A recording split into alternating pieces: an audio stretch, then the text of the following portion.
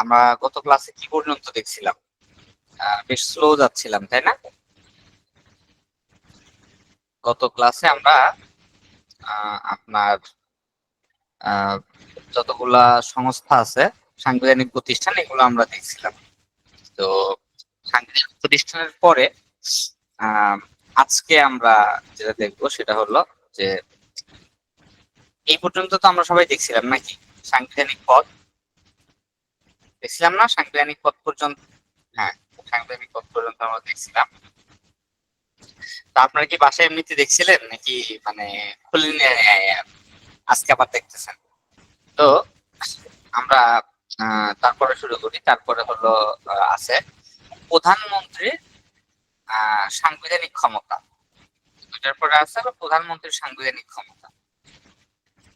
তো চলেন আমরা প্রধানমন্ত্রীর সাংবিধানিক ক্ষমতাটা একটু দেখে আসি। হ্যাঁ, তো তার আগে আমরা যেটা করি যে বাংলাদেশের সংবিধান খুলে সূচিপত্র পরে সংবিধান দ্বিতীয় ভাগ, এই এখানে আছে প্রধানমন্ত্রী মন্ত্রিসভা। হ্যাঁ, তো এটা আমাদের ভালোভাবে দেখতে হবে, কারণ সংবিধানের আমরা জানি যে আমাদের দেশের সকল ক্ষমতার মানে চালায় যে সকল ক্ষমতাটা যে রান করে, এই রানিংটা টোটালটাই করে হলো প্রধানমন্ত্রীর দ্বারা, এবং প্রধানমন্ত্রীকে বলা হয় যে নির্বাহী ক্ষমতার উৎস। মানে নির্বাহী ক্ষমতা সকলটাই প্রধানমন্ত্রীর হাতে ন্যস্ত। এবং রাষ্ট্র কিভাবে পরিচালনা হয় আমরা যদি দেখি, রাষ্ট্র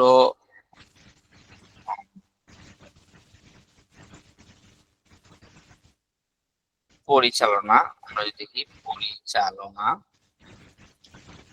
তো এখানে আমরা দেখতে পারবো রাষ্ট্র পরিচালনা। যদি আমরা ক্লিক করি, তো এখানে আছে রাষ্ট্র পরিচালনার এই জায়গাটা আছে।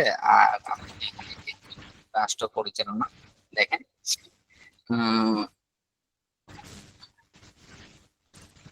State departments. এক মিনিট, আমি যে জিনিসটা দেখাতে যাচ্ছি সেই জিনিসটা একটু দেখাই।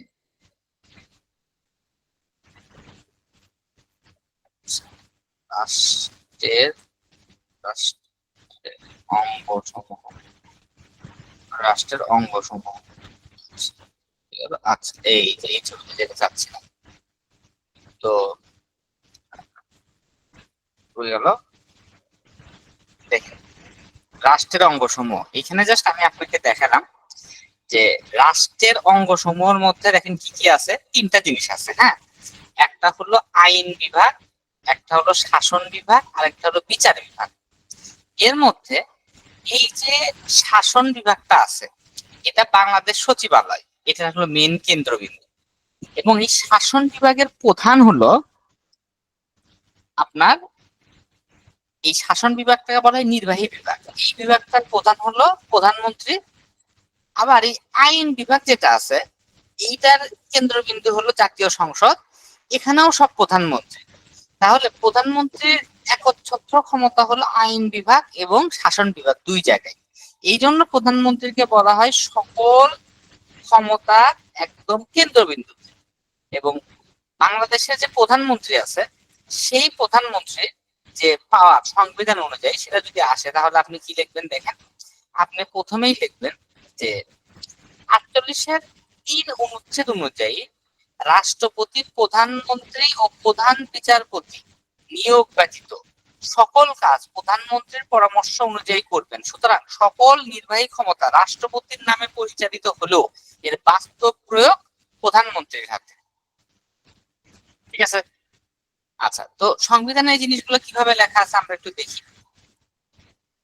হ্যাঁ, আগে 48-এর 3-এ যাইতে বললো, তো 48-এর 3-এ একটু যাই। 48-এর 3 নাম্বারে দেখেন কি বলা আছে। এই সংবিধানের 56-র 3 অনুযায়ী কেবল প্রধানমন্ত্রী এবং 95-এর 1 দফা অনুসারে প্রধান বিচারপতি নিয়োগের ক্ষেত্র ব্যতীত রাষ্ট্রপতি তাহার অন্য সকল দায়িত্ব পালনে প্রধানমন্ত্রীর পরামর্শ অনুযায়ী কাজ করবেন। রাষ্ট্রপতির বেসিক দুইটা কাজ, প্রথম হলো প্রধানমন্ত্রী নিয়োগ, সেখানে তার পরামর্শ লাগে না, এবং বিচারপতি নিয়োগ। কোন বিচারপতি? শুধু প্রধান বিচারপতি নিয়োগ, এখানে প্রধানমন্ত্রীর পরামর্শ লাগে না। হ্যাঁ, বাকি সকল ক্ষেত্রে প্রধানমন্ত্রীর পরামর্শ অনুযায়ী তিনি কাজ করবেন, সব ক্ষেত্রে, এভরিথিং। তাহলে তার ইমেন্স পাওয়ার, এটা কোথায় বলা আছে? রাষ্ট্রপতির অনুচ্ছেদের মধ্যে কথাটা বলা আছে। এখানে আমার বলা আছে 56 অনুযায়ী, আমরা দেখবো একটা একটা করে দেখবো সবগুলো। এখানে দেখেন, প্রথম থেকে দেখি মন্ত্রিসভা। তো এই মন্ত্রিসভা জিনিসটা কি? প্রধানমন্ত্রীর নেতৃত্বে বাংলাদেশে একটি মন্ত্রিসভা থাকবে, এবং প্রধানমন্ত্রী ও সময়ে সময়ে সময়ে তিনি যেরূপ স্থির করিবেন সেইরূপ অন্যান্য মন্ত্রী লইয়া এই মন্ত্রিসভা প্রতিষ্ঠিত হবে। তার মানে প্রধানমন্ত্রী এবং অন্যান্য যে মন্ত্রী হবে সেই মন্ত্রীগুলা কিন্তু কি ওই প্রধানমন্ত্রীর আন্ডারে, এটা সেটা বোঝা গেল। তারপরে দেখেন, প্রধানমন্ত্রী কর্তৃক বা তাহার কর্তৃত্বে সংবিধান অনুযায়ী প্রজাতন্ত্রের নির্বাহী ক্ষমতা প্রযুক্ত হইবে। হ্যাঁ, প্রধানমন্ত্রী কর্তৃক বা তাহার কর্তৃত্বে এই সংবিধান অনুযায়ী প্রজাতন্ত্রের নির্বাহী ক্ষমতা প্রযুক্ত হইবে।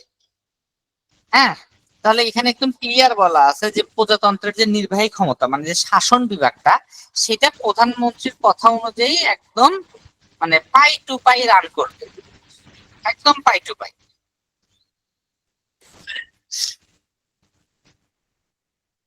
স্পিকার প্রধান না, স্পিকার প্রধান হলো কার্যত আসলে প্রধানমন্ত্রী সব। হ্যাঁ, তো এইবার এই যে এখানেও তো রাষ্ট্রপতি প্রধান বা কার্যত কে প্রধানমন্ত্রী সব, এই কথাটা আমি বোঝাচ্ছি। ওইখানে আসি, তারপরে আমরা দেখবো মন্ত্রিসভা যৌথভাবে সংসদের নিকট দায়ী থাকবে। দেখছেন, মন্ত্রিসভা যৌথভাবে সংসদের নিকট দায়ী থাকবে, এবং সরকারের সকল নির্বাহী ব্যবস্থা রাষ্ট্রপতির নামে গৃহীত হইবে বলে প্রকাশ করা হইবে।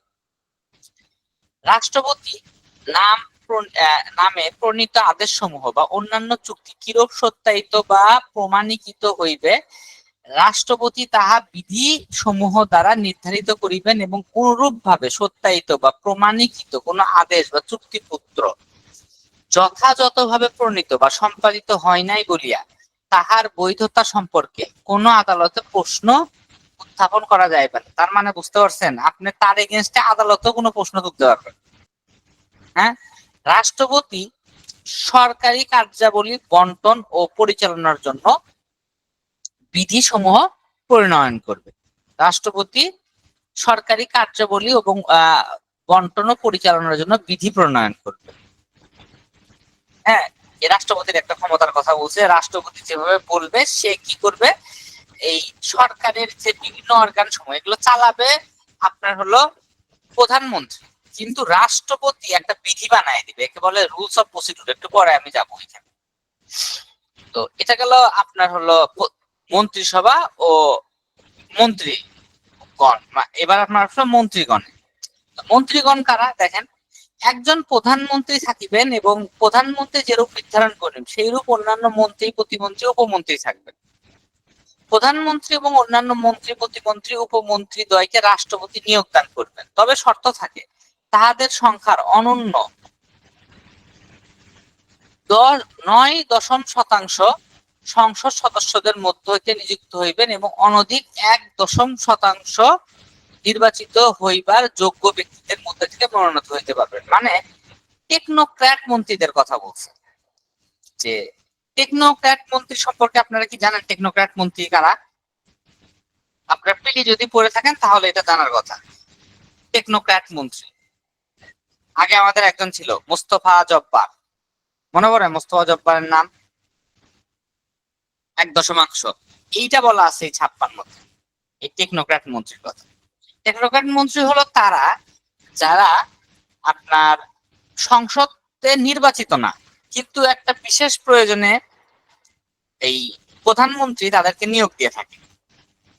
তারা একটা স্পেশাল বিষয়ে হয়তো এক্সপার্ট, ওই বিষয়ে দক্ষ লোকের দরকার পড়ে মন্ত্রিসভায়, তখন তাদেরকে নিয়োগ দেয়, এবং এই সংখ্যাটা 1% সংসদ সদস্য নির্বাচিত হইবার যোগ্য ব্যক্তিদের মধ্যে মনোনীত করিতে হইবে। অনধিক 1% সংসদ সদস্য হইবার যোগ্য ব্যক্তিদের মধ্যে থেকে, মানে 10 জনে একজন করে এরকম মন্ত্রী সে দিতে পারবে।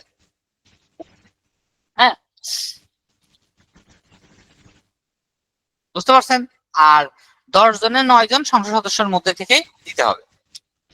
যে সংসদ সদস্য যে সংখ্যাগরিষ্ঠ সদস্যের আস্থাভাজন বলিয়া রাষ্ট্রপতির নিকট প্রতীয়মান হবে, রাষ্ট্রপতি তাকে প্রধানমন্ত্রী নিয়োগ করবে। তো এখানে বলছে যে প্রধানমন্ত্রী রাষ্ট্রপতি নিয়োগ করে, যে জিনিসটা আমরা আগে দেখলাম। তারপরে বলছে সংসদ ভাঙিয়া যাওয়ার বা সংসদ সদস্যদের অব্যাহতির পরবর্তী সাধারণ নির্বাচন অনুষ্ঠান মধ্যবর্তী কালে এই অনুচ্ছেদের 2 বা 3 দফায়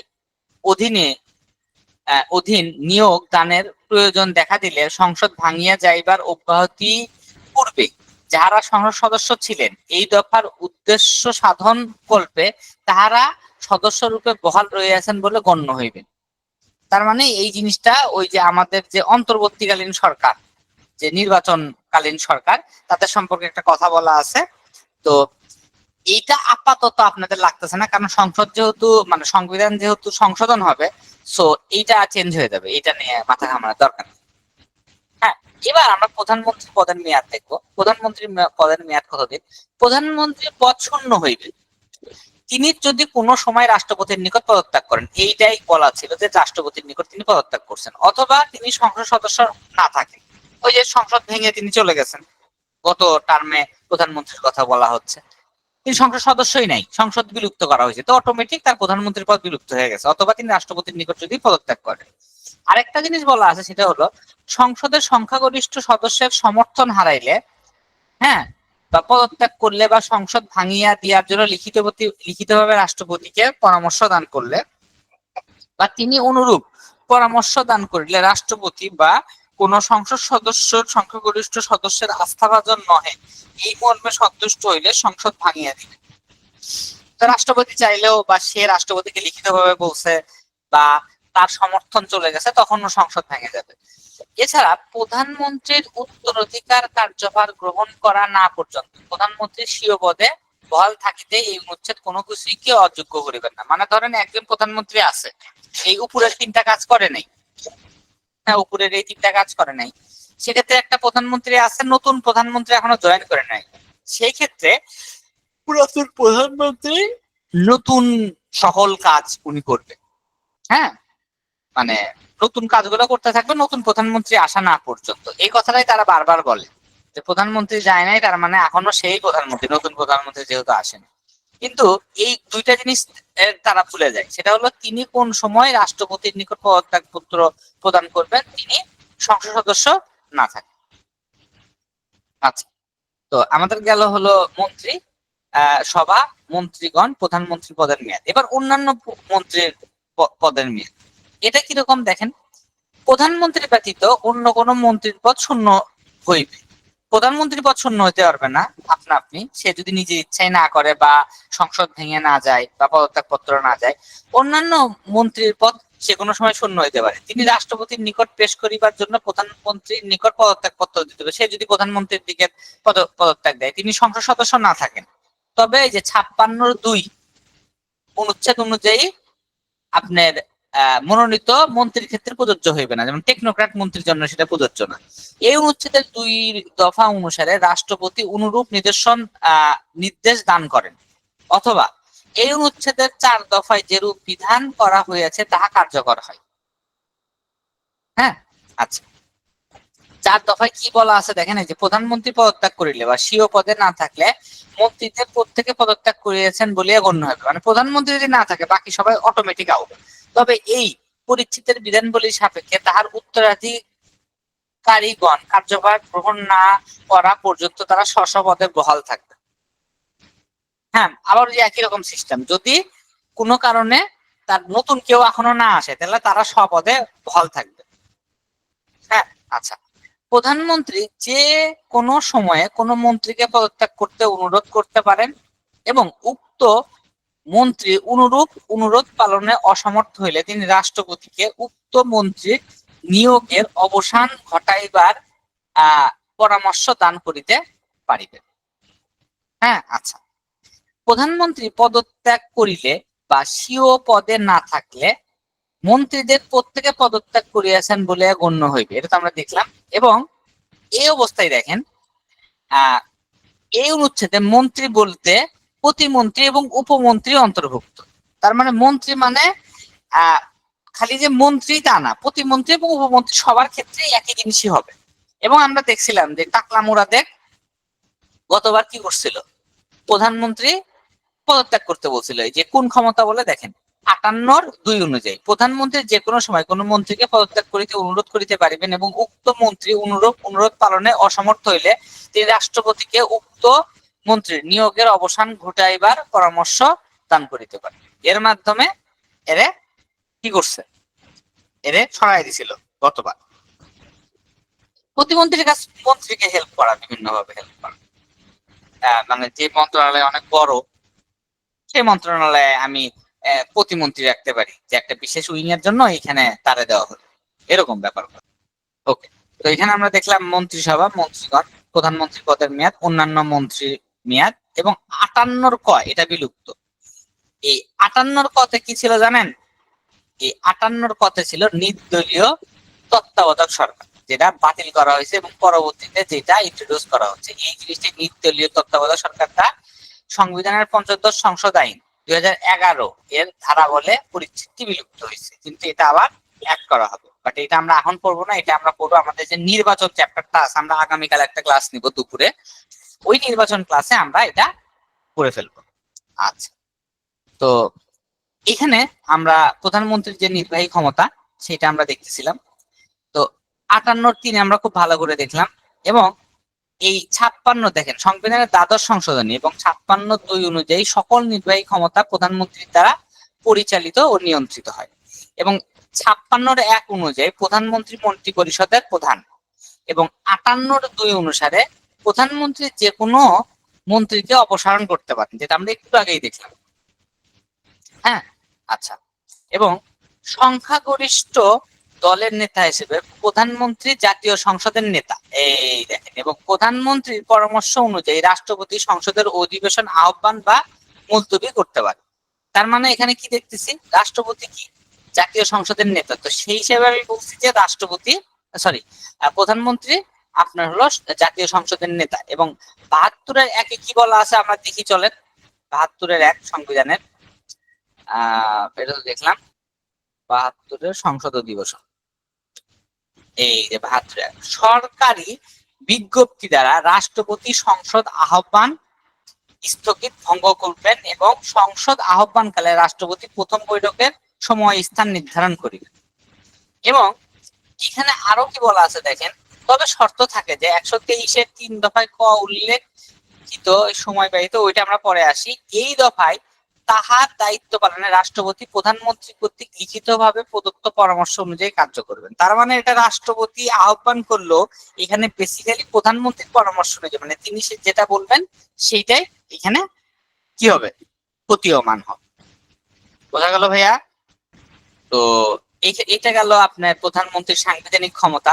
আমরা দেখলাম যে কিরকম ইমেন্স পাওয়ার, সে সব মন্ত্রীদের প্রতিনিধিত্ব করবে সহ সকল বিষয়ে তার একচ্ছত্র ক্ষমতা। তো এইখানে একদম মন্ত্রী এবং মন্ত্রিসভা, মন্ত্রীগণ, প্রধানমন্ত্রী পদের মেয়াদ, অন্যান্য মন্ত্রীর মেয়াদ, এবং টোটাল জিনিসটা এখানে দেয়া আছে যে প্রধানমন্ত্রীর সাংবিধানিক ক্ষমতা। আচ্ছা, তো এটা গেল আমার হলো মন্ত্রী, প্রধানমন্ত্রী, মন্ত্রিসভা, অন্যান্য মন্ত্রীর ব্যাপারে একদম আমরা ক্লিয়ার একটা কনসেপ্ট আশা করি পাওয়া গেছে। তো এখানে প্রধানমন্ত্রী গেল, এবার প্রধানমন্ত্রী যাওয়ার পরে সংসদ সদস্য নির্বাচিত হইবার যোগ্যতা অযোগ্যতা বলা। তো এটা কোথায় বলা আছে? এটা বলা আছে 56 সংসদ সদস্য নির্বাচিত হওয়ার যোগ্যতা এবং অযোগ্যতা। চলেন 56টা আগে আমরা দেখে আসি 56তে কি বলা আছে। তো এখানে গেল 60, 65, 66তে, সরি 56 বলছি 66তে, সরি, হ্যাঁ 66। তো এখানে দেখেন কি কি বলা আছে এইখানে, যে সংসদে নির্বাচিত হইবার যোগ্যতা অযোগ্যতা। আচ্ছা, শিশুটির কোনো ব্যক্তি বাংলাদেশের নাগরিক হইলে এবং তাহার বয়স 25 বছর পূর্ণ হইলে এই অনুচ্ছেদের দফা অনুযায়ী সাপেক্ষে তিনি সংসদ সদস্য নির্বাচিত হইবার এবং সংসদ সদস্য থাকিবার যোগ্য হবে। মানে 25 বছরের নিচে কেউ জাতীয় সংসদের ভোট করতে পারবে না। কোন ব্যক্তি, সেটা প্রধানমন্ত্রী নিজেও 25 বছর হইতে হবে মিনিমাম।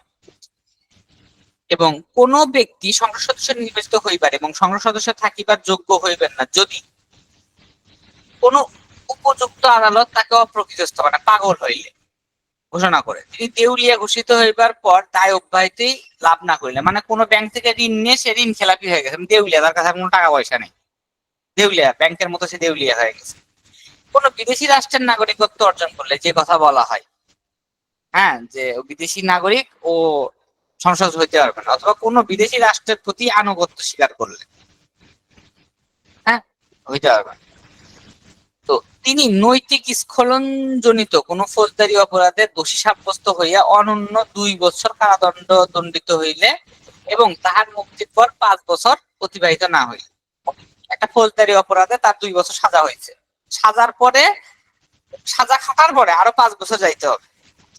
এছাড়া তিনি কি 1972 সালে যোগসাজশকারী বিশেষ ট্রাইব্যুনালের অধীনে কোনো অপরাধে দণ্ডিত হয়ে থাকে, মানে সে যদি ওই 1972 সালে যোগসাজশকারী, মানে এই পাকিস্তান সরকারের সাথে যে ঘাতক দালাল, এই যোগসাজশকারী হইলে সে নির্বাচন করতে পারবে না।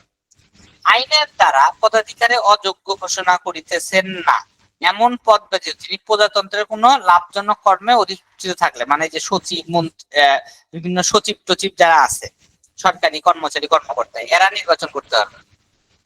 তিনি কোন আইনের দ্বারা বা অনুরূপ নির্বাচনের যোগ্য অযোগ্য হন, মানে এছাড়া অন্যান্য কোন আইনের দ্বারা সে যদি অযোগ্য হয় তাহলে সে কখনোই নির্বাচন করতে পারবে না।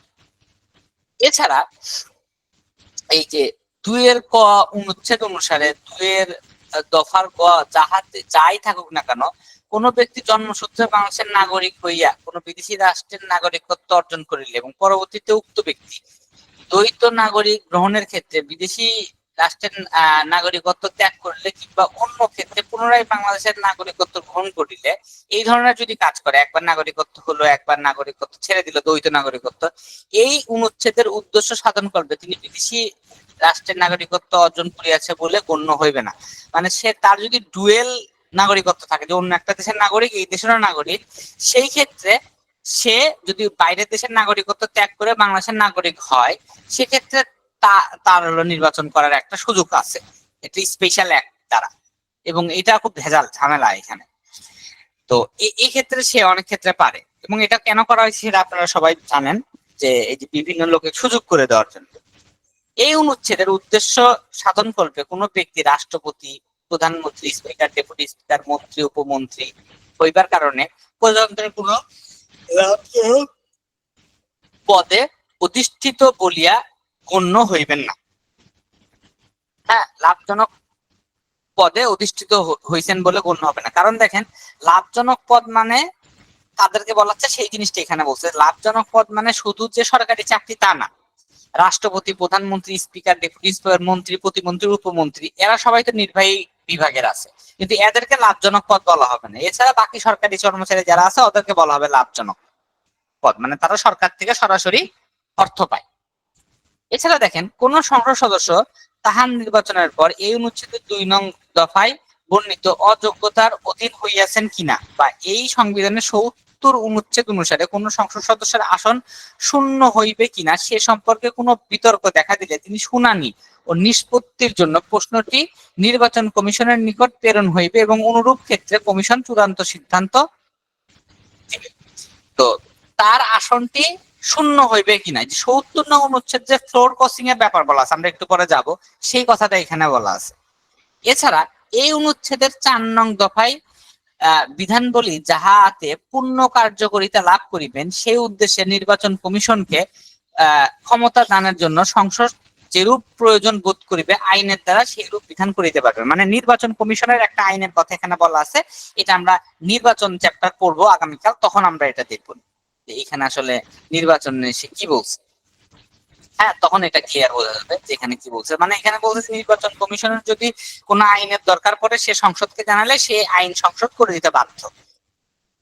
হ্যাঁ, আচ্ছা, আর এখানে বলা আছে ফ্লোর ক্রসিং এর কথা। তো আমরা মোটামুটি এইখান থেকে সংসদ সদস্য নির্বাচিত মানে হইবার যে যোগ্যতা, সেটা আমরা পুরোটা এখানে দেখতেছি, যে এই যে বাংলা ব্যক্তির বয়স 25 হইতে হবে, বাংলাদেশের নাগরিক হইতে হবে, অপ্রকৃতস্থ না এমন ব্যক্তি হবে, দেউলিয়া ঘোষিত হওয়ার পরে দায়ের অব্যাহতি লাভ করতে হবে, বিদেশি নাগরিক নয় বা বিদেশি রাষ্ট্রের প্রতি আনুগত্য ঘোষণা করেনি এমন ব্যক্তি নৈতিক স্খলন জনিত কারণে 2 বছর দণ্ডিত হওয়ার পরে 5 বছর অতিবাহিত হয়নি। হ্যাঁ, আচ্ছা, এটা হবে 2 এর খ। খ না খ। আবার দেখেন 1972 সালে বাংলাদেশের যোগ সাজসকারী বিশেষ ট্রাইব্যুনালের অধীনে দণ্ডিত না এমন ব্যক্তি আইনের দ্বারা অযোগ্যত ঘোষিত হয় না এমন পদ ব্যতীত প্রজাতন্ত্রের কোনো লাভজনক পদে অধিষ্ঠিত নয় এমন ব্যক্তি। হ্যাঁ, আচ্ছা, তো এই গেল হলো রাষ্ট্র কর্তৃক সংসদ সদস্য নির্বাচিত হইবার যোগ্যতা এবং অযোগ্যতা। ব্যাপারটা ক্লিয়ার হয়েছে ভাই? আমি কিন্তু একবারে সংবিধান ধরে ধরে আপনাদেরকে একদম কোর ভাবে দেখাই দিচ্ছি যাতে কোনো কনফিউশন না থাকে।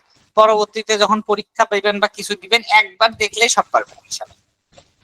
হ্যাঁ, একদম একবার দেখলেই ইনশাল্লাহ পুরোটা বুঝতে পারবেন আপনি যে কি হচ্ছে। খুবই স্লো যাচ্ছে, আস্তে আস্তে যাচ্ছে। আচ্ছা, এবার জাতীয় সংসদের রুলস অফ প্রসিডিউর কি? হ্যাঁ, জাতীয় সংসদের রুলস অফ প্রসিডিউর কি? আচ্ছা, তো মনে আছে একটু আগে আমি বলছিলাম এই টপিকটার কথা, সংবিধানের কোথায় এটা লেখা আছে যে রাষ্ট্রপতি কার্যপ্রণালী বিধান শুরু করবে। এটা কি বলছিলাম? একটু পড়াইতে যায় রুলস অফ প্রসিডিউর বা কার্যপ্রণালী বলছিলাম যে রাষ্ট্রপতি বিভিন্ন জিনিস তৈরি করে। তো এই রুলস অফ প্রসিডিউরের মধ্যে আহ, একটু পরে আমরা ওই জিনিসটা পাবো। তার আগে আমরা দেখব যে এই রুলস অফ প্রসিডিউর জিনিসটা হলো যে যে বিধিমালা দ্বারা হ্যাঁ, যে বিধিমালা দ্বারা জাতীয় সংসদের কার্যক্রম পরিচালিত হবে তাকে সংসদের কার্যপ্রণালী বিধি বা রুলস অফ প্রসিডিউর বলে। এবং রুলস অফ প্রসিডিউরের গুরুত্বপূর্ণ যে দিক সেটা হলো, দেখেন, একমাত্র রাষ্ট্রপতি সংসদের প্রথম বৈঠক আহ্বান এবং সংসদ ভেঙে দিতে পারেন। তিনি সংসদ কখন কোথায় বসবে তা নির্ধারণ করবেন প্রধানমন্ত্রীর লিখিত পরামর্শ মতে, যেটা আমরা অলরেডি দেখছি। এছাড়া বলা আছে যে 2 অধিবেশনের মধ্যবর্তী সময় 60 দিনের বেশি হবে না। 2 অধিবেশনের মধ্যবর্তী সময় 60 দিনের বেশি হবে না। এবং সংসদের অধিবেশনের কোরাম 60 জন না হলে স্পিকার সংসদের অধিবেশন স্থগিত করবে বা মুলতবি করতে পারে। তবে শর্ত হচ্ছে যে কোরাম গঠিত না হওয়ার ব্যাপারটি কোন সংসদ সদস্যকে স্পিকারের কাছে উপস্থাপন করতে হবে। মানে সংসদে 300 জনের মধ্যে 60 জন আসে নাই, তাহলে সংসদ বসতে পারবে। এবং 2 অধিবেশনের মধ্যবর্তী গ্যাপ 60 দিনের বেশি হইতে পারবে না। এছাড়া আর কি কি আছে দেখি। রাষ্ট্রপতি প্রত্যেক সাধারণ নির্বাচনের পর প্রথম অধিবেশনের শুরুতে বা প্রতি বছর প্রথম অধিবেশনের শুরুতে একটা ভাষণ দিবে। একটি সংসদীয় নির্বাচনের পর যে তারিখে সংসদে অধিবেশন বসে সেই তারিখ থেকে 5 বছর অতিক্রম হবার পর সংসদ ভেঙে যাবে যদি না রাষ্ট্রপতি তার আগেই সংসদ ভেঙে দেয়। তাহলে 5 বছর হওয়ার আগেই সংসদ কবি যে ভেঙে দিবে, বা রাষ্ট্রপতি ইচ্ছা করলে আগেও ভেঙে দিতে পারে। তবে যুদ্ধ চলাকালীন সময়ে এটা বাড়ানো যাইতে পারে। তবে যুদ্ধ শেষ হওয়ার পর 6 মাস এটা বেশি এটা এক্সটেন্ড করা যাবে না। যুদ্ধের সময় একটা স্পেশাল একটা এটা বাড়ানো যায়। স্পিকার ও ডেপুটি স্পিকারের অনুপস্থিতিতে কার্যপ্রণালী বিধিতে বর্ণিত ব্যক্তি স্পিকারের দায়িত্ব পালন করে। মানে স্পিকার বা ডেপুটি স্পিকার যদি কোনো কারণে না থাকে তাহলে কার্যপ্রণালী বিধিতেই বলা থাকবে যে কে পরবর্তীতে স্পিকার বা ডেপুটি স্পিকার হবে। বুঝতে পারছেন? এটা ওইখানে বলা থাকবে কে স্পিকার বা ডেপুটি স্পিকার হবে। আচ্ছা, এবার আমরা দেখবো, এটা তো আমরা দেখলাম। তো আমরা একটু চলেন 72-73 একদম সংবিধানে কি লেখা আছে আমরা একটু দেখি। 72-73 যাই। এখানে এই যে 72 সংসদের অধিবেশন, যেটা আমরা একটু আগেই বললাম যে সংসদের অধিবেশন কিভাবে হবে। এই যে রাষ্ট্রপতি স্থগিত বা এই কাজ করতে পারে সেটা আমরা দেখলাম। তবে এই যে রাষ্ট্রপতি পূর্বে ভাঙিয়া না দিয়ে থাকলে 5 বছর অতিবাহিত হয়ে গেলে এটা ভেঙে যাবে। তবে এই যে যুদ্ধ অবস্থায় যদি থাকে সেক্ষেত্রে 6 মাস বাড়ানো যাইতে পারে। এছাড়া কি দেখা আছে দেখেন, সংসদ ভঙ্গ হইবার পর বা সংসদ পরবর্তী নির্বাচন অনুষ্ঠানের পূর্বে রাষ্ট্রপতির নিকট যদি সন্তোষজনকভাবে প্রতীয়মান হয় যে প্রজাতন্ত্র যে যুদ্ধে লিপ্ত হয়েছে সেই যুদ্ধ অবস্থায় বিদ্যমান, তাহলে সংসদ পুনরায় আহ্বান করা প্রয়োজন। তাহলে যে সংসদ ভাঙ্গিয়া দেয়া ছিল রাষ্ট্রপতি তাহা আহ্বান করতে পারবে। মানে স্পেশাল কেসে যদি যুদ্ধ শুরু হয় সেক্ষেত্রে এই কথা বলা আছে। এবং উপদফায় বর্ণিত 90 দিন সময় ব্যতীত অন্য সময়ে রাষ্ট্রপতি এক অধিবেশনের সমাপ্তি এবং পরবর্তী অধিবেশনের মধ্যে 60 দিনের অতিরিক্ত বিরতি থাকিবে না। হ্যাঁ, আচ্ছা, তবে এই দফায় বর্ণিত দফায় অধীনে তাহার দায়িত্ব পালনে রাষ্ট্রপতি প্রধানমন্ত্রী কর্তৃক লিখিত প্রদত্ত পরামর্শ অনুযায়ী কার্য মানে সিদ্ধান্ত নেবে। মানে রাষ্ট্রপতি প্রধানমন্ত্রী লিখিত যে আপনার নির্দেশনা দিবে সেই অনুযায়ী এই ঘটনাগুলো ঘটাবে, যদি কোনো কারণে এটার ব্যতিক্রম হয়। তো এটা গেল যে আপনার সংসদ অধিবেশন হয়ে গেল, সংসদ অধিবেশন গেল। এবার আমরা যে বারবার বলতেছিলাম যে এখানে কই গেল সংসদ অধিবেশনের, আমরা তো দেখলাম স্পিকার ডেপুটি স্পিকার, আমরা একটু দেখি। স্পিকার 74-এ বলা আছে যে স্পিকার এবং ডেপুটি স্পিকার 74-এ বলা আছে। দেখেন যে কোন সাধারণ নির্বাচনের পর সংসদের প্রথম বৈঠকে সংসদ সদস্যের মধ্যে থেকে একজন স্পিকার এবং ডেপুটি স্পিকার নির্বাচন করা হবে এবং এই দুই পদের যে কোনো একটি শূন্য হইলে 7 দিনের মধ্যে ওই সময়ে সংসদ বৈঠকরত না থাকিলে পরবর্তী বৈঠকে তাহা পূর্ণ করিবার জন্য সংসদ সদস্যদের মধ্যে থেকে একজন নির্বাচিত করিতে হইবে। স্পিকার বা ডেপুটি স্পিকার শূন্য হইবে যদি তিনি সংসদ সদস্য না থাকেন, তিনি যদি কোনো কারণে মন্ত্রী হন, মন্ত্রীরা কখনো স্পিকার বা ডেপুটি স্পিকার হইতে পারবে। এছাড়া পদ হইতে তাহার অপসারণ দাবি করিয়া মোট সংসদ সদস্যদের মধ্যে থেকে যদি কোনো আপনার প্রস্তাব হয় যে তাকে আর রাখা যাবে না, হ্যাঁ সেক্ষেত্রে হইতে পারে। তিনি রাষ্ট্রপতির নিকট যদি পদত্যাগ করেন, কোন সাধারণ নির্বাচনের পর কোন সদস্য তাহার কার্যভার গ্রহণ যদি করেন, তাহলে ডেপুটি স্পিকারের ক্ষেত্রে তিনি স্পিকার পদে যোগদান করলে তার ডেপুটি স্পিকার পদ শেষ, মানে সেই স্পিকার হয়ে গেছে।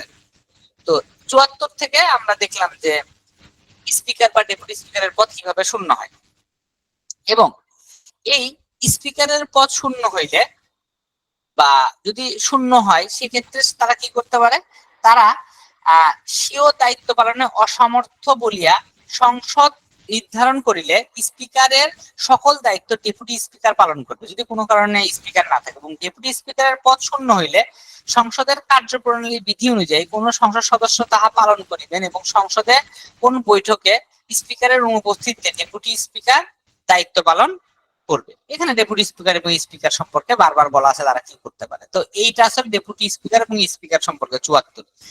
আর কার্যপ্রণালী বিধি বা আপনার হলো কোরাম যেটা, সেটা এখানে দেখেন ক্লিয়ারলি বলা আছে, এটা সম্পর্কে আমি বলছি যে কোন সংসদ সদস্য কার্যপ্রণালী বিধি বা অনুরূপ বিধি প্রণীত না হওয়া পর্যন্ত রাষ্ট্রপতি কর্তৃক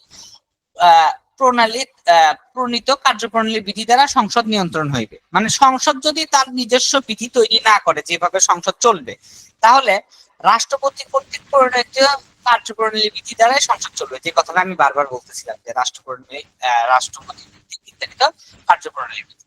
এবং উপস্থিত ও ভোটদানকারী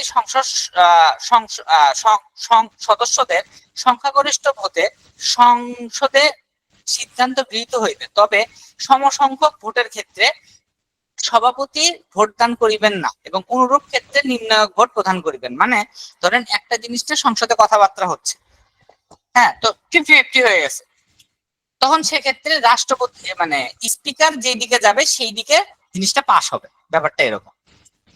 সংসদের কোন সদস্য পদ শূন্য হয়েছে, শূন্য রইয়াছে কেবল এই কারণে কিংবা সংসদে উপস্থিত হইবার বা ভোটদান বা অন্য কোনো উপায়ে কার্যধারায় অংশগ্রহণ করার অধিকার না থাকা সত্ত্বেও কোনো ব্যক্তি অনুরূপ কার্য করিয়াছেন, কেরূপ এইরূপ কারণে সংসদের কোনো কার্যকর অবৈধ হবে না। মানে কেউ যদি মানে কোন একটা নৈতিক মানে কোন একটা কাজ করছে, করে আপনার হলো নতুন করে মানে বলছে যে সে সংসদ সদস্য না, কিন্তু সে বলছে যে আমি এই কাজটা করব, হ্যাঁ, সেই জিনিসটা কার্যকর হবে না।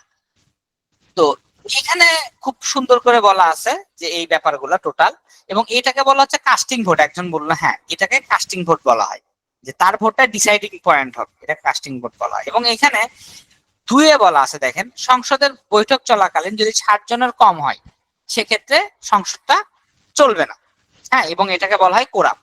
তো এখানে কার্যপ্রণালী বিধিতে এবং কোরাম এই জিনিসটা বলা আছে, কাস্টিং ভোট এবং কোরাম এই দুইটাই 75-এ বলা আছে একদম ক্লিয়ারলি, কার্যপ্রণালী বিধি এবং এখানে একদম ক্লিয়ারলি বলা আছে। তাহলে এখানে আমরা দেখতেছি যে একদম ক্লিয়ারলি দেখতেছি যে সংসদ কিভাবে চলবে, বা সংসদের জাতীয় রুলস অফ প্রসিডিউর বা কার্যপ্রণালী বিধিটা কি, আমরা মোটামুটি এখান থেকে একটা আইডিয়া পেয়ে গেলাম। কাস্টিং ভোট, কোরাম 60 দিনের বেশি হবে না, এবং কোনটা কোথায় বলা আছে এগুলো কিন্তু রেফারেন্স দিয়ে দিয়ে এরকম প্রশ্ন আসলে লিখতে হবে, আদারওয়াইজ হবে না।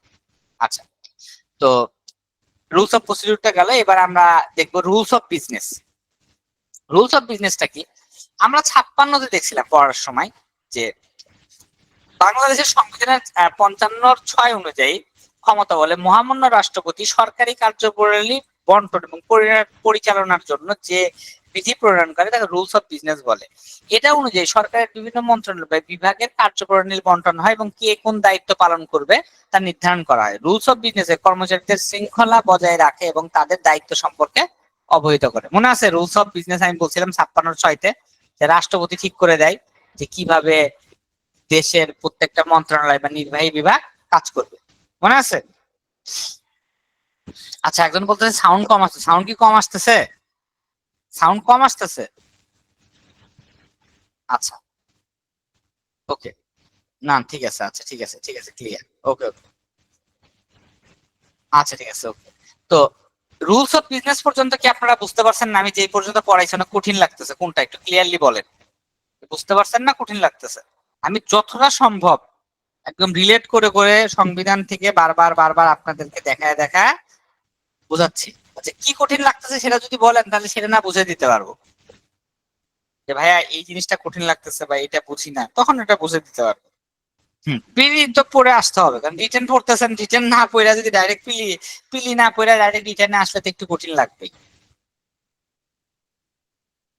আচ্ছা, কি কঠিন মনে হচ্ছে? যে এতটুকু আমি যেটা যেটা পড়াইছি সেটা যদি না বোঝেন তাহলে সেটা আমারে বলেন, যে প্রধানমন্ত্রীর সাংবিধানিক ক্ষমতা, সংসদ নির্বাচিত হইবার যোগ্যতা, রুলস অফ প্রসিডিউর, হ্যাঁ রুলস অফ বিজনেস। আচ্ছা, তাহলে যদি সব ক্লিয়ার থাকে আমি পরের টপিক কে যাই। হ্যাঁ, আচ্ছা ঠিক আছে, ওকে।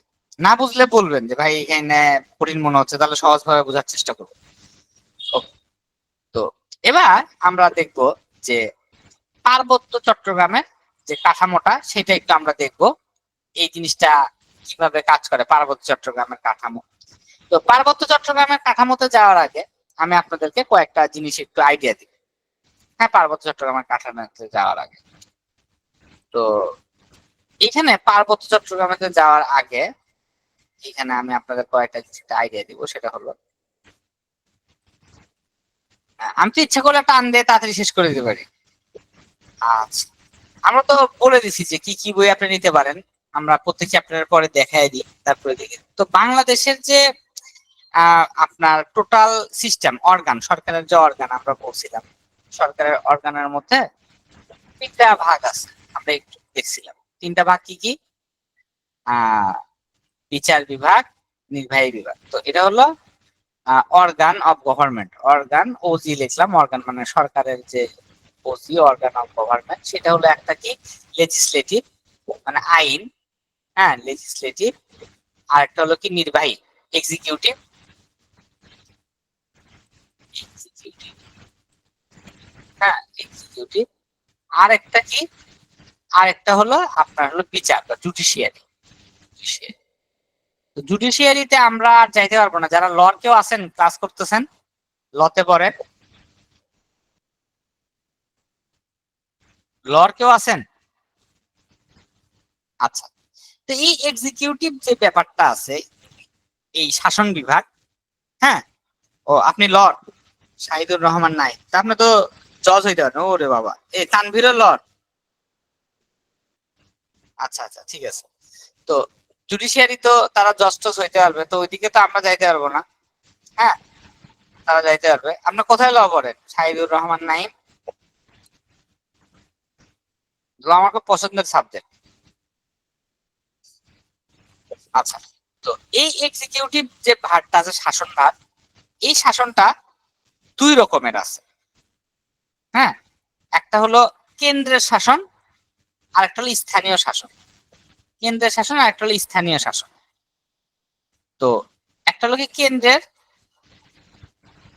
কেন্দ্রের শাসনটা করে সচিবালয়ের মাধ্যমে এটা প্রণয়ন হবে কেন্দ্র, আর একটা হলো স্থানীয়। তো শেষ করছেন ইন্টারন্যাশনাল ইসলামিক ইউনিভার্সিটি। আচ্ছা, ওরে, জুলাইয়ের সময় তো আপনারা বিশাল ভূমিকা রাখছেন। চিটাগং না, ইন্টারন্যাশনাল ইসলামিক ইউনিভার্সিটি, স্থানীয় শাসন। তো এই স্থানীয় শাসনটা কিভাবে কাজ করে, স্থানীয় শাসনটা সেটা হলো যে এই স্থানীয় শাসনটা কিভাবে কাজ করে সেটা আমরা একটু দেখবো। এবং স্থানীয় শাসনটা কিভাবে কাজ করে, স্থানীয় শাসন 59 সাইটে আছে সেটা দেখাচ্ছি না, অন্য একটা জিনিস দেখাবো। আছে তো এই যে স্থানীয় কাঠামোটা আমার আছে, আপনারা যদি দেখেন, আমরা এখান থেকে দেখতেছি স্থানীয় কাঠামো। স্থানীয় কাঠামো দুই রকম, বুঝতে পারছেন? স্থানীয়, এই যে স্থানীয় সরকার কাঠামো, একটা হলো কেন্দ্র আর একটা হলো স্থানীয় শাসন। তো স্থানীয় শাসনের মধ্যে একটা হলো গ্রাম অঞ্চল আর একটা হলো শহর অঞ্চল। তো গ্রামের মধ্যে কি আছে দেখেন, ইউনিয়ন, জেলা, উপজেলা, জেলা, এবং ইউনিয়ন তো সব থেকে ছোট, আর শহরে পৌরসভা, সিটি কর্পোরেশন। হ্যাঁ, পৌরসভা বা সিটি কর্পোরেশন। তো ঢাকা সিটি কর্পোরেশনের আন্ডারে বিভিন্ন সিটি কর্পোরেশন, বিভিন্ন জেলাগুলো, অনেকগুলো পৌরসভার আন্ডারে স্থানীয় শাসন। হ্যাঁ, আচ্ছা। তো আর গ্রাম অঞ্চলগুলো হলো ইউনিয়ন, জেলা, উপজেলা। তো এটা সংবিধানের কোথায় বলা আছে আমরা একটু দেখি। সংবিধানের কোথায় বলা আছে? একজন বলেন 59 সাইটে, ঠিক বলছেন। তো এই দেখেন, আহ কোথায় গেল স্থানীয় শাসন, ছাপ হয়ে গেল 59 সাইটে। আচ্ছা, এই দেখ স্থানীয় শাসন, এখানে বলা আছে স্থানীয় শাসনের। স্থানীয় শাসনটা কিরকম হবে দেখি। দেখেন, আইন অনুযায়ী নির্বাচিত ব্যক্তিদের সমন্বয়ে গঠিত প্রতিষ্ঠান সমূহের উপর প্রজাতন্ত্রের প্রশাসনিক একাংশের স্থানীয় শাসনের ভার প্রদান করতে হবে। এই সংবিধান বা অন্য কোনো আইন সাপেক্ষে সংসদের আইনের দ্বারা যেরূপ নির্দিষ্ট করবে সেই রূপ প্রত্যেক প্রতিষ্ঠান যথোপযুক্ত প্রশাসনিক একাংশের মধ্যে সেই রূপ দায়িত্ব পালন করিবেন এবং অনুরূপ আইনে নিম্নলিখিত বিষয়সমূহ অন্তর্ভুক্ত করিবেন। যেরকম কি, প্রশাসন ও সরকারি কর্মচারীদের কার্য, জনশৃঙ্খলা রক্ষা, জনসাধারণের কার্য ও অর্থনৈতিক উন্নয়ন সম্পর্কিত পরিকল্পনা প্রণয়ন ও বাস্তবায়ন। হ্যাঁ, তো এই যে স্থানীয় শাসনটা হবে, তারা কি করবে? প্রশাসন এবং সরকারি কর্মচারীদের এখানে কার্যক্রম থাকবে, জনশৃঙ্খলা রক্ষা করবে এবং জনসাধারণের কার্য এবং অর্থনৈতিক উন্নয়ন সম্পর্কিত পরিকল্পনা প্রণয়ন এবং বাস্তবায়ন করবে তারা, এই স্থানীয় শাসনটা। হ্যাঁ, এবং একটা ভার স্থানীয়দের উপর ছেড়ে দিতে হবে। আমরা দেখলাম যে কিভাবে এটা শাসন করবে। এবং এখানে আরো বলা আছে স্থানীয় শাসনের প্রতিষ্ঠানের ক্ষমতা। এখানে বলা আছে যে এই সংবিধানের 59 অনুচ্ছেদের বিধানবলীকে পূর্ণ কার্যকারিতার উদ্দেশ্যে সংসদ আইনের দ্বারা উক্ত অনুচ্ছেদ অনুযায়ী স্থানীয় শাসন সংক্রান্ত প্রতিষ্ঠান সমূহ স্থানীয় প্রয়োজনে কর আরোপ করিবার ক্ষমতা সহ বাজেট প্রস্তুতকরণ এবং নিজস্ব তহবিল রক্ষণাবেক্ষণের ক্ষমতা প্রদান করবেন। মানে তারা কি কর নিতে পারবে বিভিন্ন জায়গায়। দেখবেন যে এই যে সিটি কর্পোরেশন, পৌরসভা যারা আছে, ইউনিয়নের কর দেয়া লাগে বাসা বানাইলে বা বিভিন্ন ক্ষেত্রে। তো এরকম কর ধার্য করতে পারবে তারা। তার মানে তারা নিজস্ব বাজেট প্রণয়নের মাধ্যমে ছোটখাটো কাজ, এই যে আপনার রাস্তা বানান, ছোট ছোট রাস্তা, ট্রেন, এগুলার কাজ তারা করতে পারবে। তো এই জিনিসগুলো হলো স্থানীয় শাসন। তো এইখানে এই স্থানীয় শাসনটা তো আমরা দেখলাম এটার মাধ্যমে। এটা কই থেকে আসছে? নির্বাহী বিভাগের, একটা আছে কেন্দ্রের আর একটা আছে স্থানীয়। তো সেই স্থানীয় শাসনটা বলা আছে এখানে 3-এ। কত 3-এ বলা আছে? এই দেখেন, নির্বাহী বিভাগের 3-এ বলা আছে যে স্থানীয় শাসন সম্পর্কে ক্লিয়ার বলা আছে। তো এইখানে একটা অংশ তাহলে আমরা স্থানীয় শাসনের ক্ষেত্রে দেখলাম। স্থানীয় শাসনের ক্ষেত্রে পৌরসভা, সিটি কর্পোরেশন এগুলো কিরকম হবে সেগুলো আমরা এখনো দেখি নাই। কেন দেখি নাই? কারণ এগুলো চেঞ্জ হবে। একটু চেঞ্জ হইলে পরীক্ষার আগে আমরা ওই জিনিসগুলো তখন দেখবো। স্থানীয় শাসন সরকারের অর্গান অনুযায়ী স্থানীয় শাসনটা তখন আমরা দেখবো, এই জন্য আমরা এবার এটা দেখি নাই। বাট আমাদের যে পার্বত্য চট্টগ্রাম আছে সেইটার জন্য আলাদা বিধানই করা আছে যে পার্বত্য চট্টগ্রাম কিভাবে চলবে। হ্যাঁ, সেটা আমরা এখন একটু দেখবো যে পার্বত্য চট্টগ্রাম কিভাবে চলবে, সেটা একটু আমরা দেখে আসি। এখানে বলা আছে যে স্থানীয় পার্বত্য জেলা স্থানীয় সরকার পরিষদ আইন 1989 সালে পাশ করা হয়েছে। এটা অনুযায়ী এই রাঙ্গামাটি, খাগড়াছড়ি, বান্দরবন, এই 3 জেলাকে 3টা বিশেষ স্থানীয় সরকার পরিষদ প্রবর্তন করা হয়েছে। এবং পার্বত্য শান্তি চুক্তি 1997 সালের 2 ডিসেম্বর যেটা হয়েছিল, সেইটা অনুযায়ী আইনের কোথাও কিছু পরিবর্তন সাধন করা হয়।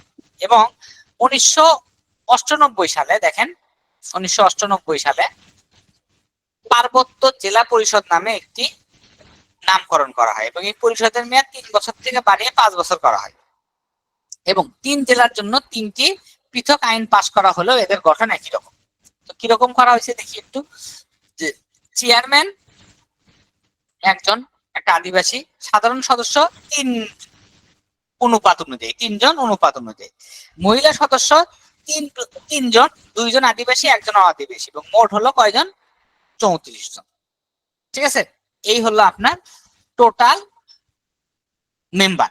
হ্যাঁ, 30, এটা হলো সাধারণ সদস্য 30 জন, 30 আর 33 উপরে 1জন মিলে আপনার হলো 34 জন। এই হলো তাদের প্রতিনিধি এবং এরকম 3টা, মানে পার্বত্য জেলা পরিষদ এরকম কয়টা হবে? 3টা গঠিত হবে এবং সংসদ সদস্যদের মধ্যে এবং সদস্যদের মধ্যে পাহাড়ি এবং বাঙালি উভয় প্রতিনিধি থাকবে, বাট অনুপাত অনুযায়ী থাকবে। চেয়ারম্যান, সাধারণ সদস্য, মহিলা সদস্য, মোট সদস্য। আর পার্বত্য চট্টগ্রাম আঞ্চলিক পরিষদ কি? এই 3টা পরিষদ যে আছে, হ্যাঁ, এই 3টা পরিষদ মিলে 1998 সালের 6 মে পার্বত্য চট্টগ্রাম আঞ্চলিক পরিষদ গঠন করা হয়।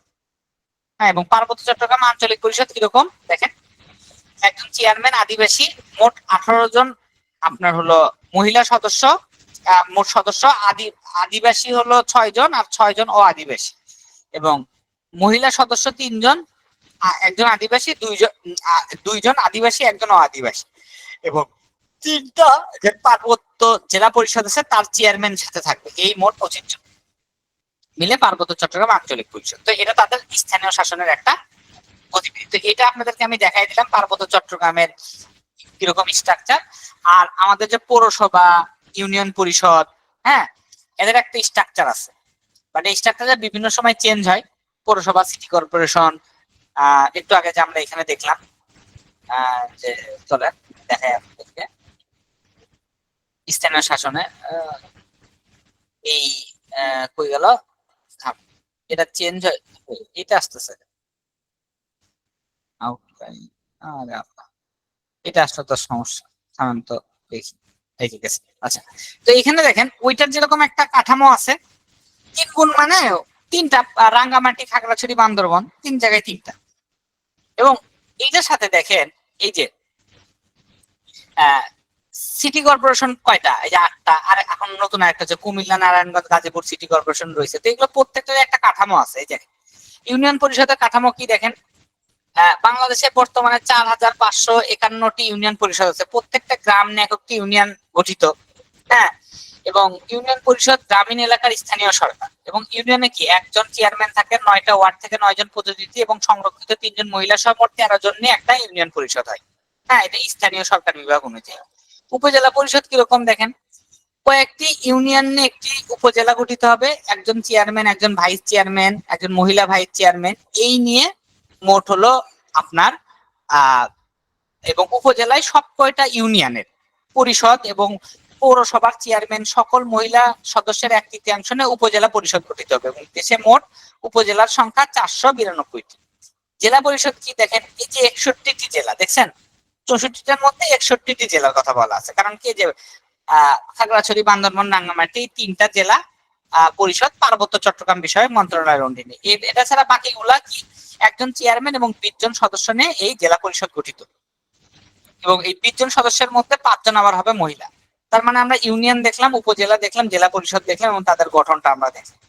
এছাড়া আছে বাংলাদেশের 327টা পৌরসভা আছে, সংখ্যা একটু কম বেশি হইতে পারে কারণ এগুলো জাস্ট মোটামুটি দেয়া। এগুলা কি হবে দেখেন, এই যে প্রত্যেকটা ওয়ার্ড থেকে ওয়ার্ড কাউন্সিলর, সংরক্ষিত মহিলা কাউন্সিলর দিয়ে গঠিত হবে এবং 1জন পৌরসভার চেয়ারম্যান থাকবে। সিটি কর্পোরেশন কি হবে, ওই একই রকম, প্রত্যেকটা সিটির যে ওয়ার্ড গুলো আছে ওয়ার্ডের থেকে তা কি হবে, কমিশনার থাকবে এবং সিটি কর্পোরেশনের মেয়র নির্বাচিত হবে। ঠিক আছে, এই হলো আপনার মোটামুটি কাজ। হ্যাঁ, এবং ইউনিয়ন পরিষদের কাজ কি, ওই বিচার করা, তথ্য প্রচার, খাজনা খারিজ, এই যেটা আমি বললাম, একটা ছক থাকে আর কি তাদের। উপজেলা পরিষদের এরকম কাজ আছে, জেলা পরিষদের এরকম কাজ আছে। হ্যাঁ, এছাড়া সিটি কর্পোরেশনের কাজগুলোকে যেমন বিশুদ্ধ পানি সরবরাহ, পানি নিষ্কাশন করা, স্বাস্থ্যকর ও ভেজাল মুক্ত খাদ্য বিক্রি, পরিবেশ রক্ষার জন্য পরিকল্পনা গ্রহণ, সুষ্ঠুভাবে ঘরবাড়ি নির্মাণে যে ঘরবাড়ি তদারকি করতে আসে, ডেন্না মারামারি, কেঁচাল গন্ডগোল এগুলো মিটাই।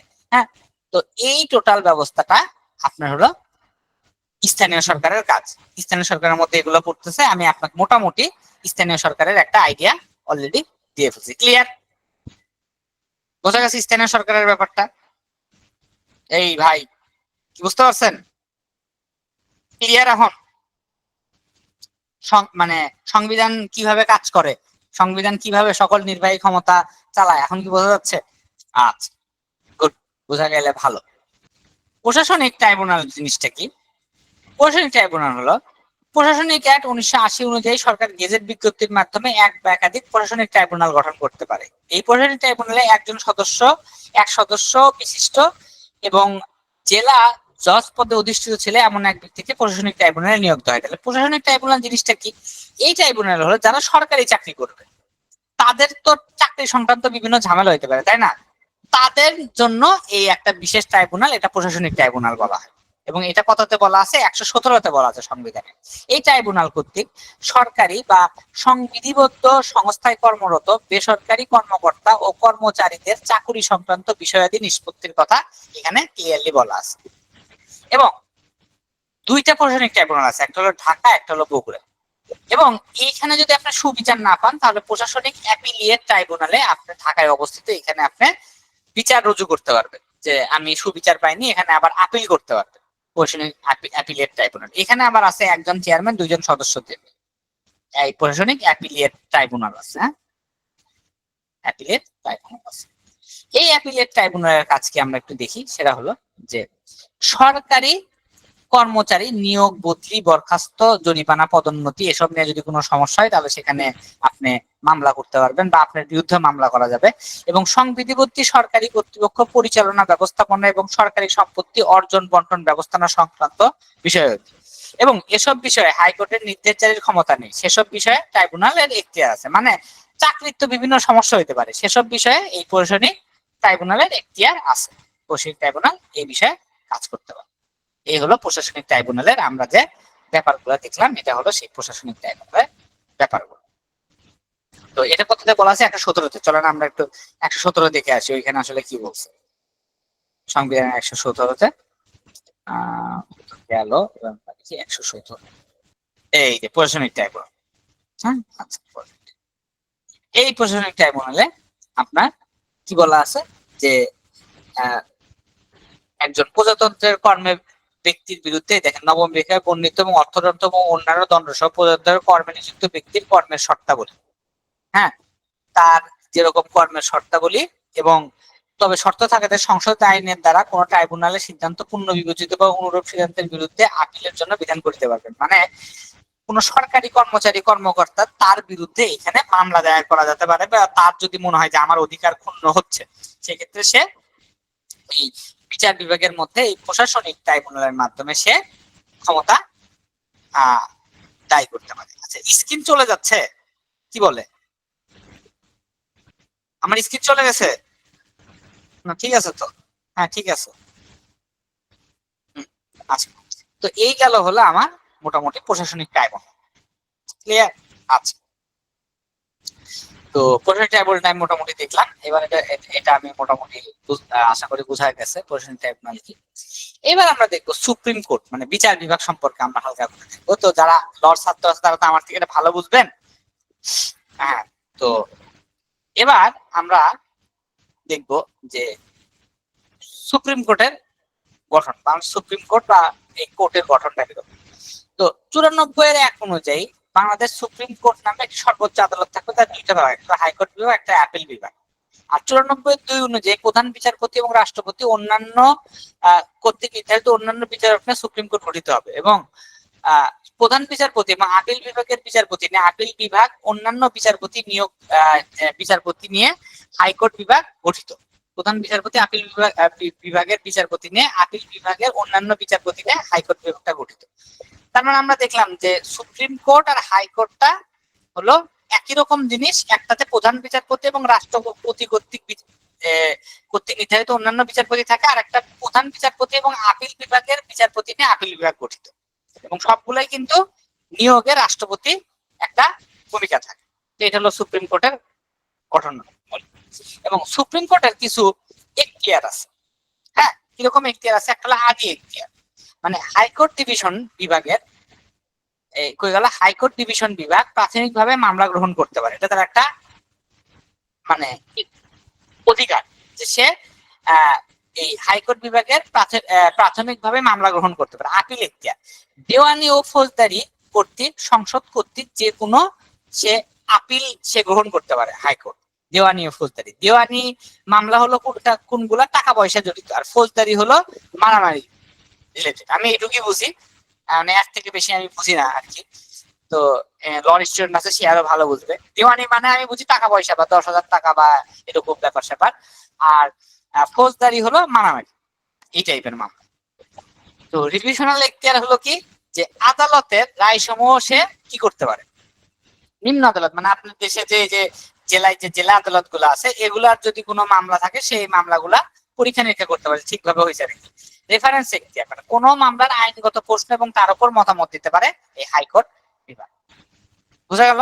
এটা হলো হাইকোর্ট। দেওয়ানি হলো টাকা পয়সা বা জমি জমা রিলেটেড। হ্যাঁ ঠিক আছে, ওকে। আচ্ছা, তো আদি এখতিয়ার গেল, আপিল এখতিয়ার গেল, রিভিশনাল এখতিয়ার, রেফারেন্স এখতিয়ার, এগুলো হলো হাইকোর্ট বিভাগের ক্ষমতা। হ্যাঁ, এবং হাইকোর্টের হলো দুইটা ভাগ, হলো মানে সুপ্রিম কোর্টের দুইটা ভাগ, হলো হাইকোর্ট আর একটা আপিল বিভাগ। হাইকোর্টটাও ঢাকায়, আপিল বিভাগটাও ঢাকায়। আচ্ছা, এবার সংবিধান কর্তৃক এখতিয়ার। সংবিধান কর্তৃক এখতিয়ার কি, আপনি সংবিধান কর্তৃক 102 এবং 44 অনুযায়ী রিট করতে পারবেন। এই যে রিট করে না, এটা বলা আছে 102 এবং 44। 44 অনুযায়ী যদি আপনার মনে হয় যে আমার মৌলিক অধিকার ক্ষুণ্ণ হয়েছে, তাহলে 44 অনুযায়ী। আর 102 হলো ওই 44-এর কারণে 102 এ সরাসরি রিটের কথা বলা আছে। একটা নাগরিক সরাসরি 44 অনুযায়ী তার যদি মানে মৌলিক অধিকার ক্ষুণ্ণ হয় সেক্ষেত্রে সে রিট করতে পারে। এর 102 আছে। আর 109 কি আছে, যে হাইকোর্ট তার অধীনস্থ সকল আদালত, রিট হলো মানে এক ধরনের মামলা, আপনি রাষ্ট্রের বিরুদ্ধে মামলা করতে পারবেন যে রাষ্ট্র আপনার অধিকার খণ্ড করতেছে। চলেন দেখে আসি 102 কি আছে, বললেন রিট রিট রিট, চলেন এই রিট দেখে আসি। রিট বানানো আপনি ভুল করছেন, WRIT। কই আছে দেখেন 102 এ যাই,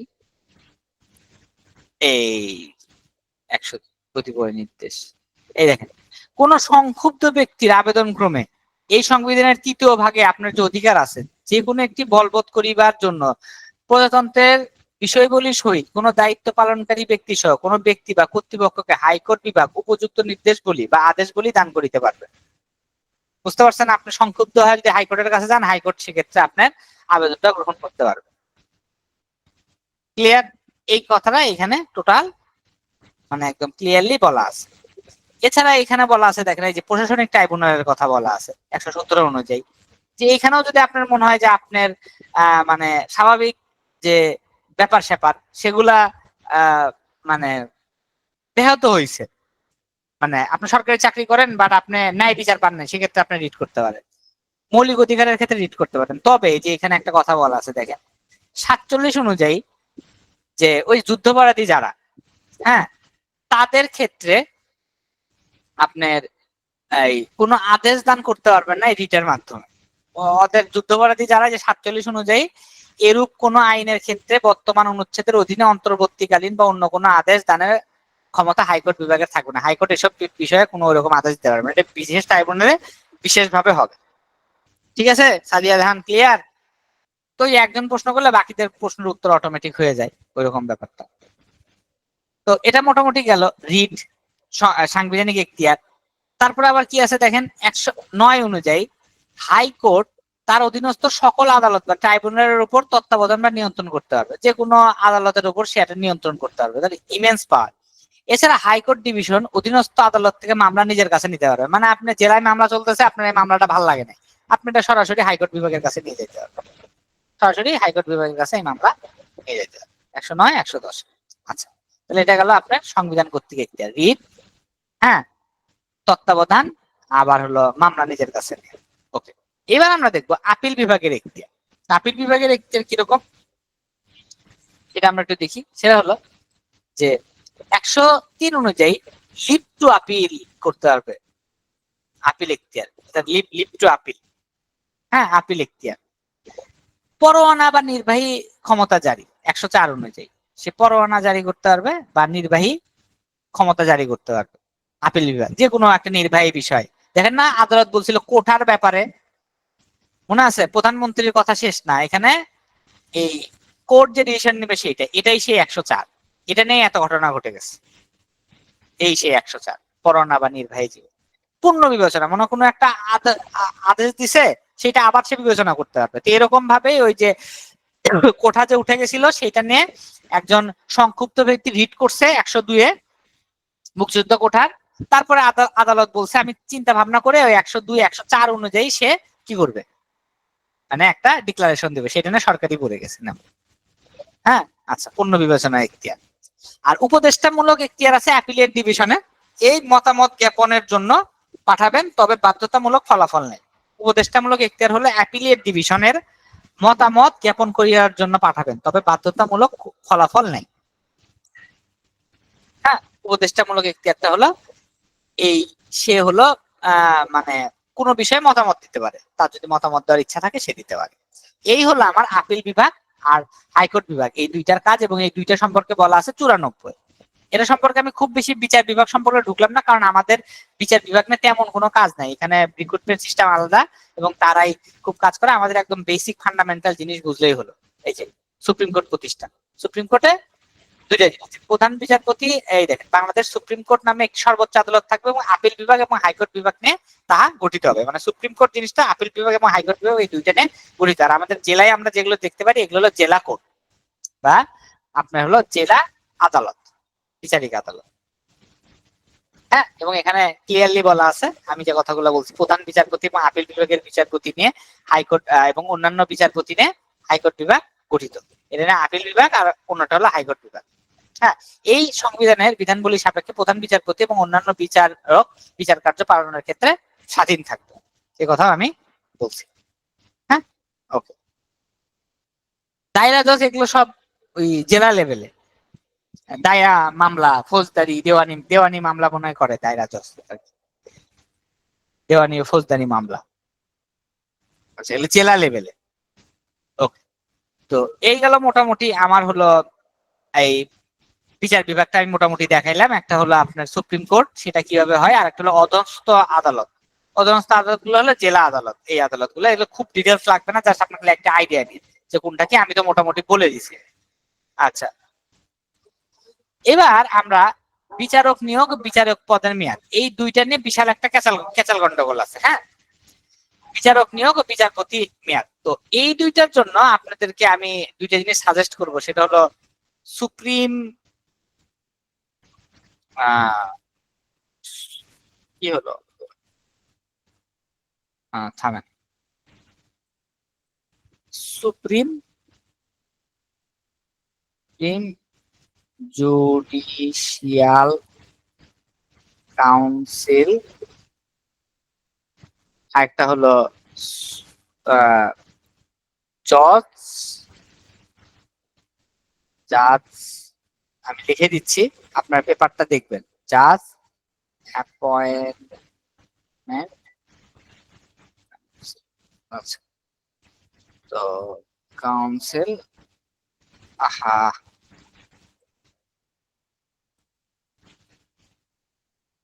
সুপ্রিম জুডিশিয়াল কাউন্সিল আর জাজ অ্যাপয়েন্টমেন্ট কাউন্সিল, তো এই দুটো জিনিস আপনি এখানে দেখেন। আচ্ছা, তো এই দুইটা জিনিস আপনারা একটু পড়বেন যে এই মানে বিচার বিভাগে একটা জজ কিভাবে নিয়োগ দেওয়া হবে, আর কিভাবে এই জজটাকে আপনার হলো ওই জুডিশিয়াল কাউন্সিল কিভাবে নিয়োগ দিবে, এবং একটা জজ যদি আপনার পছন্দ না হয় হাইকোর্ট সুপ্রিম কোর্টে, তা কিভাবে সরানো যাবে। হ্যাঁ, এই জন্য দুইটা অ্যাক্ট করা হচ্ছে। হ্যাঁ, এটাকে বলা হচ্ছে আপনার হলো সুপ্রিম জুডিশিয়াল কাউন্সিল। হ্যাঁ, এই দেখেন, সুপ্রিম কোর্ট জজ অ্যাপয়েন্টমেন্ট অর্ডিন্যান্স 2025-এ এটা করা হয়েছে, এটার একটা হিস্ট্রি আছে।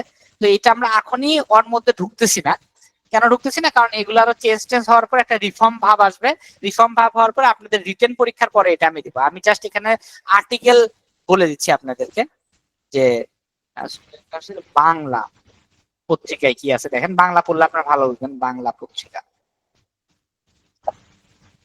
বিচারক নিয়োগ হবে সুপ্রিম জুডিশিয়াল কাউন্সিল। এইটা একটু পড়বো, সুপ্রিম জুডিশিয়াল কাউন্সিলের মাধ্যমে বিচারক নিয়োগ হবে। আমি এখানে দিয়ে দিচ্ছি লিঙ্ক।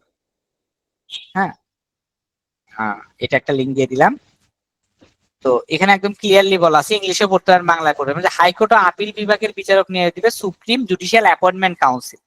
এই অ্যাপয়েন্টমেন্ট কাউন্সিল বলছে যে কিভাবে আপনি হলো আদালতে বিচারক নিয়োগ দেওয়া হবে এবং যেভাবে বিচারক নিয়োগ দেওয়া হবে। এখানে বলা আছে দেখেন যে প্রধান বিচারপতি সংবিধানের 95(1) অনুসারে তার পরামর্শ রাষ্ট্রপতির নিকট পাঠাবেন এবং 15 দিনের মধ্যে রাষ্ট্রপতি সুপ্রিম কোর্টের বিচারক নিয়োগ দিবে।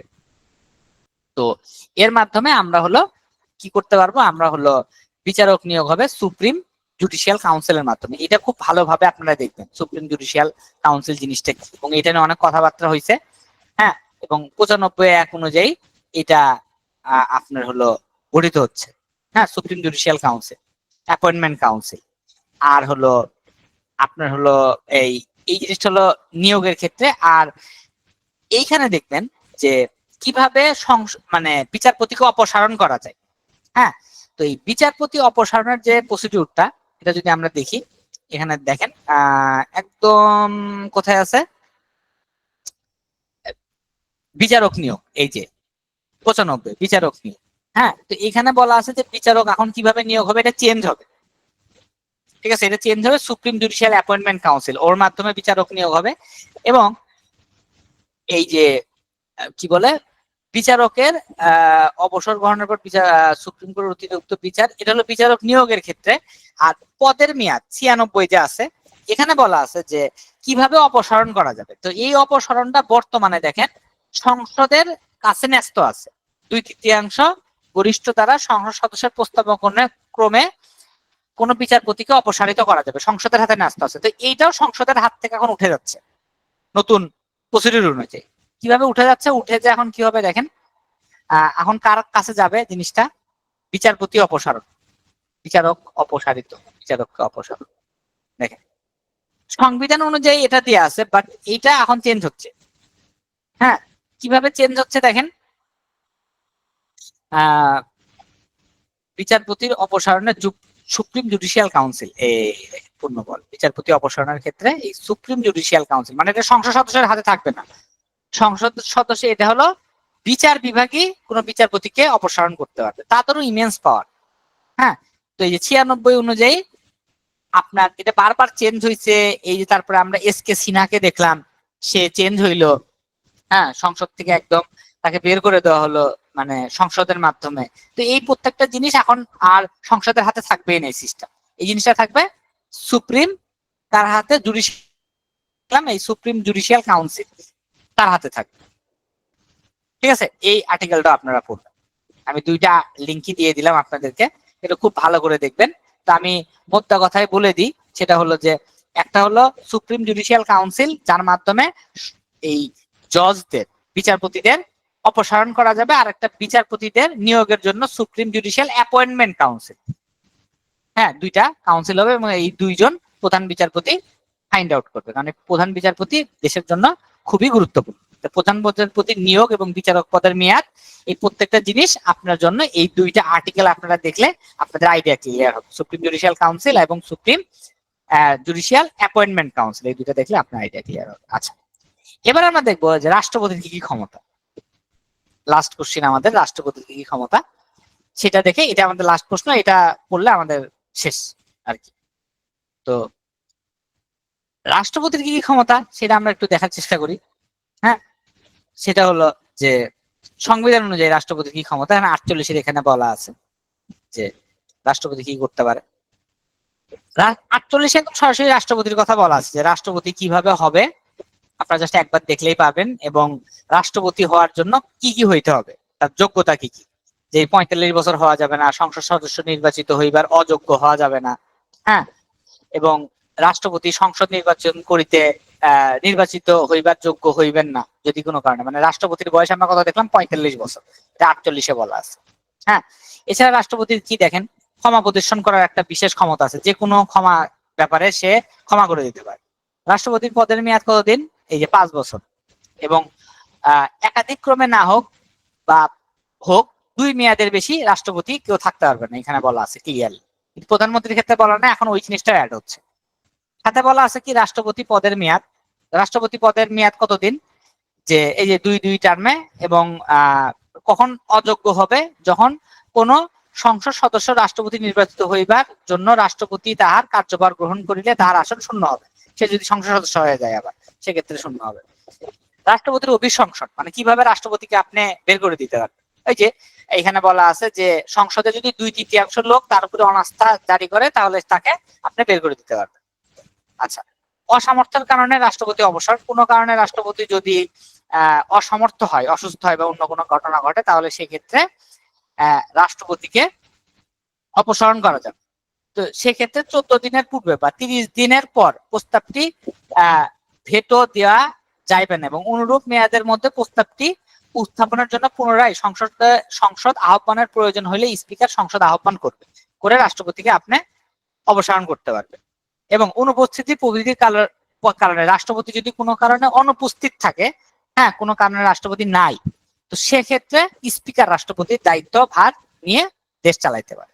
তো এইখানে মোটামুটি এই যে রাষ্ট্রপতির যে কথাগুলো সেগুলো বলা আছে। এছাড়া রাষ্ট্রপতির আরো বিভিন্ন ক্ষমতা আমরা দেখছি, যে নির্বাহীতে কিভাবে ভূমিকা রাখে, বিচারপতি নিয়োগে কিভাবে ভূমিকা রাখে, সেগুলো আপনার হলো রাষ্ট্রপতি মোটামুটি ক্ষমতা। এর মাধ্যমে আমাদের সংবিধানের যে টোটাল সিনারিও, হ্যাঁ সেটা আমরা মোটামুটি একটা স্কিমেটিক ডায়াগ্রাম পাইছি। এছাড়া নির্বাচন আছে, নির্বাচনটা আমরা আলাদা নির্বাচন চ্যাপ্টারে পড়াবো আগামীকাল, সেখানে আমরা নির্বাচন পড়ায় দিব। আর এখানে আছে সরকারি কর্ম বিভাগ, এগুলো রাষ্ট্র পরিচালনার একটা অর্গান, আমাদের পিএসসি সম্পর্কে বলা আছে। এছাড়া আর 2টা জিনিস আপনারা দেখবেন, সেটা আমি আপনাদেরকে বলে দিচ্ছি। সেটা হলো আমি বাকিগুলোতে এগুলোতে হাত দিলাম না, কারণ এগুলো চেঞ্জ হবে, তো চেঞ্জ হওয়ার পরে আমরা করবো। আপনি দেখবেন যে এই যে জরুরি অবস্থা, হ্যাঁ জরুরি অবস্থা কিভাবে ঘোষণা করা হয়, যে কোনো কারণে যে বলে না সে জরুরি অবস্থা, জরুরি অবস্থা, তো এই জিনিসগুলো চেঞ্জ হবে, এগুলো নবম কতে বলা আছে, এগুলো জাস্ট আপনি একবার করে কি করবেন, রিডিং করবেন, যে বর্তমানে জরুরি অবস্থার কথা কি বলা আছে, কিভাবে জরুরি অবস্থা ঘোষণা করা হয়, এটা একটা দেখবেন। আর সংবিধান বর্তমানে কিভাবে সংশোধনের কথা বলা আছে, সংবিধানের কিভাবে সংশোধন করা যাবে বর্তমান, যে 2/3 ভোটে, হ্যাঁ এই সংবিধান যে সংশোধন করা যাবে সেটা এখানে বলা আছে। তাহলে আপনি নবম কর 41 আর হলো এই 42 নম্বর সংবিধান সংশোধন আর এই জরুরি বিধানগুলি, এই 2টা জিনিস দেখবেন। দেখলে আমাদের যে সংবিধান আছে, মহান সংবিধান, সেইটা মোটামুটি আমাদেরকে একটা ক্লিয়ার আইডিয়া আমাদের পাওয়া যাবে। ওকে, তো ব্যাপারটা ক্লিয়ার হয়েছে ভাই মোটামুটি? কোনো কনফিউশন আছে? হোপফুলি আমি খুব ভালোভাবে দেখাই দিছি, একদম ক্লিয়ার করে ফেলছি সংবিধান ব্যাপারটা। 2টা ক্লাস করলে আপনার সংবিধানে আর কোনো কনফিউশন থাকবে না। ওকে, তো আমার ক্লাস আজকে শেষ। তানভীর আছো? জি ভাই আছি। আচ্ছা, তো আমি আজকে ব্রেক দিয়ে নিয়ে আমি একটানাই নিয়ে ফেলছি,